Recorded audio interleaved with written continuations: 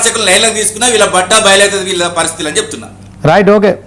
ఒకసారి డాక్టర్ ప్రదీపారావు గారు ఉన్నారు, కాంగ్రెస్ లీడర్, ఆమెతో కూడా మాట్లాడదాం. మేడం నమస్తే. నమస్కారం అండి, చెప్పండి మేడం. ఓవరాల్గా మహావర్ణాయకం చేశారు తెలంగాణ సీఎం రేవంత్ రెడ్డి. మరి ఒక కాంగ్రెస్ లీడర్గా మీరు ఏం చెప్తారు?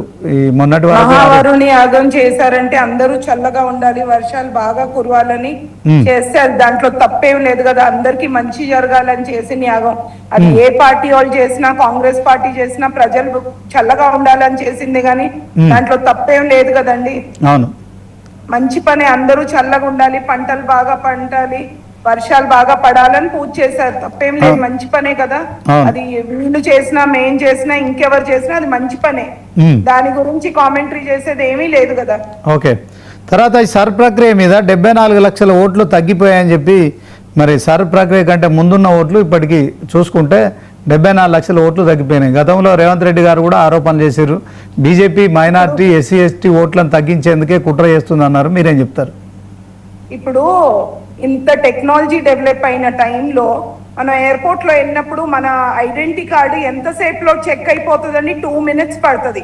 దెర్ ఇస్ నో డిస్క్రిపెన్సీ, అసలు దాన్ని ఇంకోసారి చూడాల్సిన అవసరం 2 minutes he will check and he will say please move if it is not correct. అది కరెక్ట్ లేకపోతే 2 minutes పడుతుంది.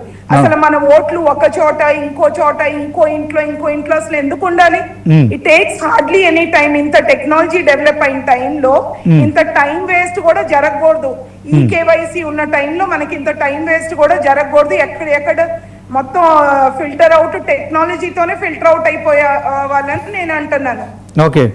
ఇంకొక అంశం మేడం, డబుల్ బెడ్రూములు కేసీఆర్ ముఖ్యమంత్రిగా ఉన్నప్పుడు నిర్మించిన డబుల్ బెడ్రూముల విషయంలో ఈరోజు కమలాపూర్ నియోజకవర్గంలో ఒక అధికారిక ప్రోగ్రాంలో మంత్రులు ఇద్దరు ఉన్నారు, పొంగులేటి, పొన్నం ప్రభాకర్ ఉన్నారు. దాంట్లో బీఆర్ఎస్ పార్టీకి సంబంధించిన ఎమ్మెల్యే పాడి కౌశిక్ రెడ్డి కూడా హాజరయ్యారు. కాసేపు కొంత మరి కేసీఆర్ హయాంలో నిర్మించిన డబుల్ బెడ్రూమ్ల విషయంలో కాంగ్రెస్ వాళ్ళు అబద్ధాలు ప్రచారం చేస్తున్నారని కాస్త గొడవ జరిగింది.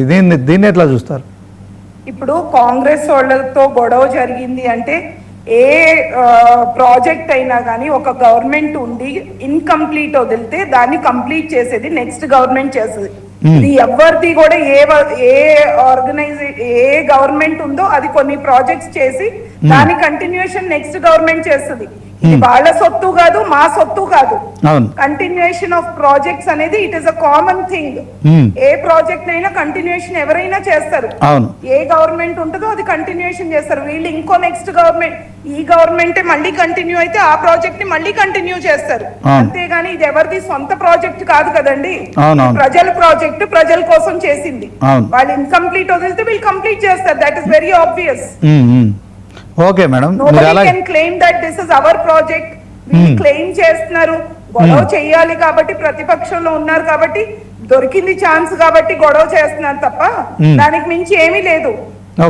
రాష్ట్రంలో గవర్నమెంట్ మారినప్పుడు ప్రాజెక్ట్స్ కంప్లీట్ చేయాల్సిన బాధ్యత ప్రస్తుతం ఉన్న government. It is very natural. Okay, right madam, మీరు అలాగే ఉండండి. ఒకసారి జనసేన